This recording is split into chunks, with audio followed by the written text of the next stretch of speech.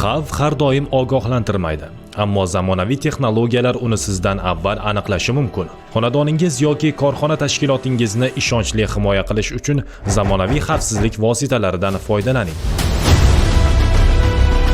Differensial avtomat elektr tarmog'ini qisqa tutashuv, ortiqcha yuklama va tok sizib chiqishi holatlaridan himoya qiladi. Bunday holatlar aniqlanganda u elektr ta'minotini avtomatik tarzda uzib, yong'inlarning oldini oladi hamda insonlarni elektr toki urishidan muhofaza qiladi.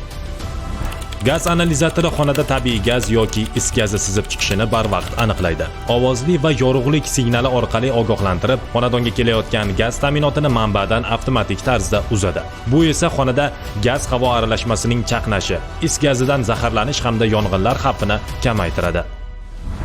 Hot aerozol avtomatik yong'in o'chirish qurilmasi. Elektr ta'minoti qutisida qisqa tutashuv yoki ortiqcha yuklanish natijasida sodir bo'lgan birlamchi yong'inni qisqa vaqt ichida aniqlab, avtomatik ravishda ishga tushadi va alangani o'z vaqtida bartaraf etadi hamda yong'inning kengayishini cheklaydi.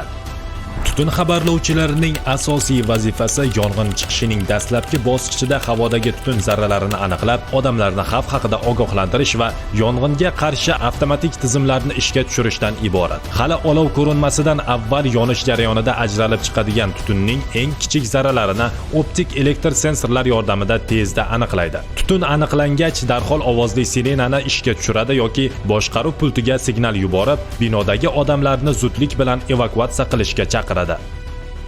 Issiqlik xabarlovchilari yong'in xavfsizligi tizimlarining muhim qismi bo'lib, ularning asosiy vazifasi xonadagi haroratning keskin ko'tarilishini aniqlab, markaziy pultga yong'in xavfi haqida signal uzatishdan iborat. Harorat belgilangan darajadan 50 yoki 70 gradus oshganda qabul qiluvchi nazorat pultiga avtomatik xabar yuboradi. Bu esa insonlarni o'z vaqtida evakuatsiya qilish va yong'inni dastlabki bosqichda bartaraf etish imkonini yaratadi.